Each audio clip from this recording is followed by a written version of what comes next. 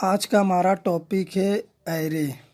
तो इस वीडियो में हम जानेंगे कि एरे क्या होता है, एरे का सिंटैक्स और एक एग्जाम्पल प्रोग्राम करके हम देखेंगे कि एरे का प्रोग्राम कैसे बनता है। तो ये बहुत ही इम्पोर्टेंट टॉपिक है सी एंड सी प्लस प्लस के टॉपिक के हिसाब से। तो चलिए सबसे पहले जान लेते हैं एरे क्या होता है। तो array is derived data type which is constructed by the help of primitive data type. Array एक डिराइव्ड डेटा टाइप है जो कि प्रिमिटिव डेटा टाइप के हेल्प से बना है। सेकेंड पॉइंट हमने लिखा है array is a variable which store more than one value of same data types. Array एक वेरिएबल है जो कि सेम डेटा टाइप के ए वैल्यू को स्टोर करता है कंटिन्यूअस मेमोरी लोकेशन में। एक से ज़्यादा वैल्यू को, सेम डेटा टाइप के वैल्यू को स्टोर करता है एरे। अगर एक वैल्यू की बात करेंगे हम तो हम बिना एरे का यूज़ करके भी कर सकते हैं। थर्ड पॉइंट में हमने लिखा है array can't contains dissimilar type of data. Array dissimilar type of data contain नहीं करता, यानी अलग अलग डेटा टाइप की वैल्यू को ये कंटेन नहीं करेगा। ये सिमिलर टाइप ऑफ डेटा के वैल्यू को ही कंटेन करता है। तो फोर्थ पॉइंट हमारा हो गया array index always begin with unique identification A of zero cold base index of array. ये बहुत ही इम्पोर्टेंट लाइन है एरे के पॉइंट ऑफ व्यू से कि एरे का इंडेक्स हमेशा यूनिक आइडेंटिफिकेशन से स्टार्ट होता है, जिससे हम बेस इंडेक्स ऑफ एरे बोलते हैं। तो एरे का बेस इंडेक्स क्या होता है?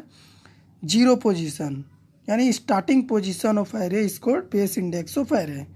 The size of array index always 0 to n-1। Array का साइज 0 से लेके n-1 तक होता है, क्योंकि एरे का बेस इंडेक्स यानी स्टार्टिंग पॉइंट होता है 0। तो इसका टोटल साइज होता है -1 n तक। तो हम एरे को दो तरीके से इम्प्लीमेंट कर सकते हैं अपने प्रोग्राम में, या फिर कहें तो परफॉर्म करा सकते हैं। तो हमने लिखा है we can perform array in two way. First one is one dimensional array. हम वन डायमेंशनल एरे का एक सिंपल प्रोग्राम करके आपको बताएंगे इसी वीडियो में आगे। और एक होता है multi dimensional array. Multi dimensional array में 2D 3D ये सारे एरे आते हैं।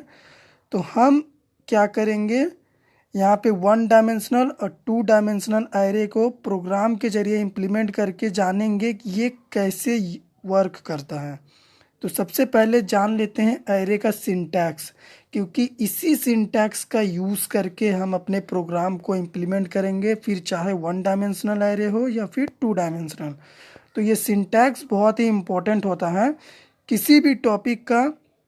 प्रोग्रामिंग लैंग्वेज की टॉपिक में सिंटैक्स एक इम्पोर्टेंट की होता है। अगर आप सिंटैक्स नहीं जानेंगे तो आप कोई भी टॉपिक समझ नहीं सकते हैं। तो सिंटैक्स में होता है data type, variable name, size of array.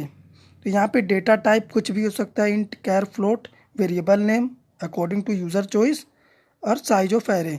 तो ये जो हमने ब्रेसेस लगाया है साइज ऑफ एरे में, इसे हम बोलते हैं सब स्क्रिप्ट ऑपरेटर।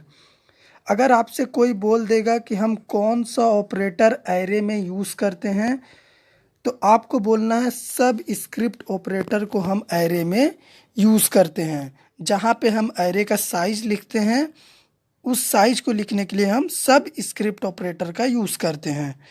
तो यहाँ पे एग्जांपल के थ्रू अगर हम समझेंगे तो सपोज़ डेटा टाइप हमारा इंट हो गया, वेरिएबल नेम एरे, और साइज हमने ले लिया 10।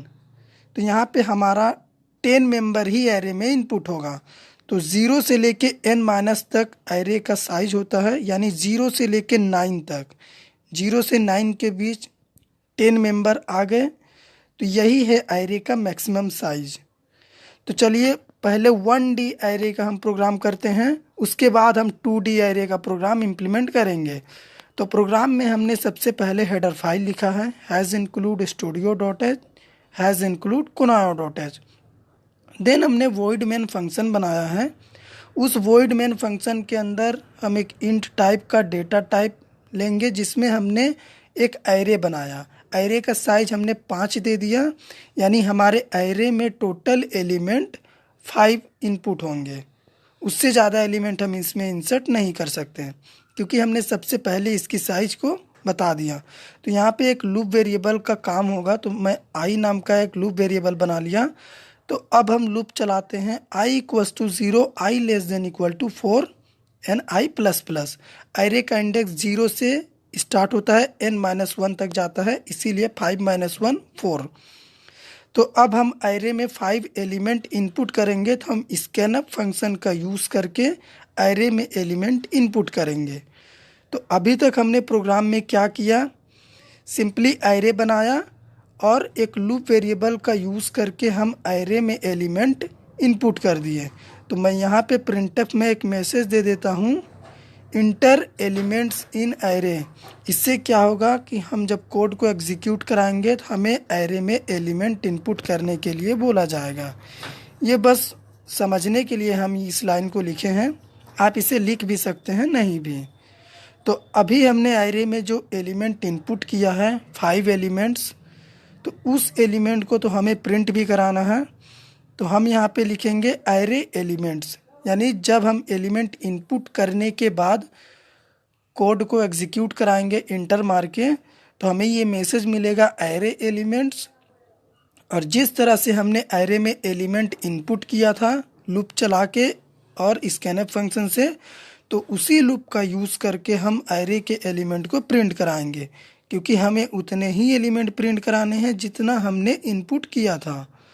तो मैंने लूप चलाया, i equals to 0, i less than equal to 4, i plus plus. तो 0 से लेके 4 के बीच हमारे 5 एलिमेंट्स आ गए। तो अब उसी एलिमेंट को हमें प्रिंट कराना है।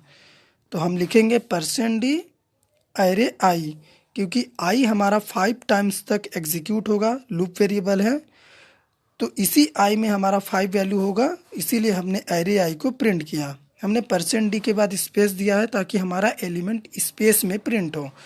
तो चलिए कोड को, हमारा कोड कंप्लीट हो गया है। तो मैं एक बार रिव्यू कर देता हूँ। हमने एरे बनाया है, एरे में हमने क्या किया, एलिमेंट को इनपुट किया। एलिमेंट इनपुट करने के बाद हमने उस एलिमेंट को प्रिंट कराया जो एलिमेंट हमने इनपुट किया था। कोड को कंपाइल करते हैं और इसे रन करते हैं।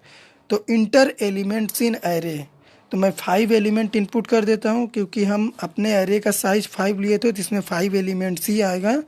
देन हमें एलिमेंट्स प्रिंट में मिल गया, जो एलिमेंट्स हमने इनपुट किया था एग्जैक्ट वही एलिमेंट हमें प्रिंट में मिल गया। अब हम 2D एरे का एक एग्जाम्पल देखते हैं। अभी हमने 1D देखा, अब हम 2D एरे का एग्जाम्पल के जरिए देखेंगे कि ये कैसे बनता है। तो मैं एक एरे बना लेता हूँ 2 रो 2 कॉलम का। 2D एरे में हम यहाँ पे मैट्रिक्स फॉर्म में एलिमेंट को प्रिंट कराएंगे, इसीलिए हमने 2 रो 2 कॉलम का मैट्रिक्स बना लिया एरे से। आई जे हमारा लूप वेरिएबल है। देन हमने CLR फंक्शन लिखा है, ये हमारे कंसोल को क्लियर करेगा। तो यहाँ पे मैं एक प्रिंटफ में मैसेज दे देता हूँ, इंटर एलिमेंट्स इन एरे। तो ये हमें रन टाइम में मैसेज मिलेगा। तो अब हम ठीक वैसे ही लूप चला के एरे में एलिमेंट को इनपुट करेंगे जैसे हमने 1D एरे में किया था। तो 2 रो 2 कॉलम का हमारा एरे है, इसीलिए हमने 0 से लेके लेस देन 2 तक लूप चलाया, और जे वाला लूप भी हम 0 से लेके लेस देन 2 तक चलाएंगे। तो 0 और 1 ये हो गया हमारा 2 नंबर, इसी में हमारा एलिमेंट इनपुट होगा। तो जे लूप के अंदर हम एरे में एलिमेंट इनपुट करेंगे, तो हम स्कैनअप में लिखेंगे % ऑफ एरे आई एरे जे। तो यहाँ पे हमारा आई रो के लिए काम करेगा और जे वाला जो लूप वेरिएबल है वो हमारा कॉलम के लिए काम करेगा। तो हमने क्या किया, आई वाला लूप चलाया 0 से लेके लेस देन 2 तक, जे वाला लूप लेस देन 2 तक चलाया और एरे में एलिमेंट इनपुट कर दिया, यानी 2 रो के लिए और 2 कॉलम के लिए एरे में एलिमेंट इनपुट होगा। तो अब हमें उस एलिमेंट को प्रिंट कराना है। तो हम प्रिंटफ में एक मैसेज दे देंगे, array elements in matrix form. अब जब एरे का एलिमेंट प्रिंट होगा तो ये हमें मैट्रिक्स फॉर्म में मिलेगा। तो मैं स्लैशन यूज़ कर देता हूँ ताकि हमारा एरे का एलिमेंट्स नेक्स्ट लाइन में प्रिंट हो। तो जो लूप चला के हमने एरे का एलिमेंट इनपुट किया था, सेम उसी लूप का यूज़ करके हम एरे में एलिमेंट प्रिंट करेंगे। यानी जितने एलिमेंट हमने इनपुट किया था ठीक उतने ही एलिमेंट हमें प्रिंट करने हैं। तो मैं प्रिंटफ में उसी एरे आई को प्रिंट कर देता हूँ।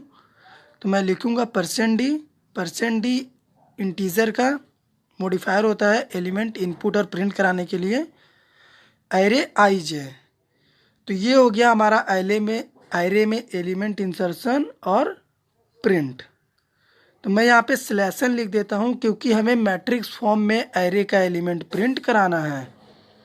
तो हमने क्या किया, एरे में एलिमेंट लूप चला के इनपुट कराया, रो कॉलम का लूप चला के, और उसी रो कॉलम का लूप चला के हमने एरे के एलिमेंट को प्रिंट कराया। तो सबसे पहले रो वाला लूप एग्जीक्यूट होगा, 0<2 कंडीशन ट्रू, तो जे वाला लूप 2 टाइम्स चलेगा। तो हमें 2 एलिमेंट प्रिंट में मिलेंगे। उसके बाद हमारा स्लैशन एग्जीक्यूट होगा, कर्सर नेक्स्ट लाइन में जाएगा, फिर से हमारा आई वाला लूप चलेगा, 1<2 कंडीशन ट्रू, जे वाला लूप फिर 2 टाइम्स चलेगा और 2 एलिमेंट हमें प्रिंट में मिलेंगे। तो चलिए कोड को एग्जीक्यूट कराते हैं। तो यहाँ पे एक एरर आ रहा है, कंपाउंड स्टेटमेंट मिसिंग। तो यहाँ पे मैंने एक ब्रेसेस छोड़ दिया था। तो चलिए अब कोड को एग्जीक्यूट करते हैं। तो मैं यहाँ पे एलिमेंट इनपुट करता हूँ 10, 20, 30, 40। तो यहाँ पे हमें मैट्रिक्स फॉर्म में एलिमेंट प्रिंट में मिल गए।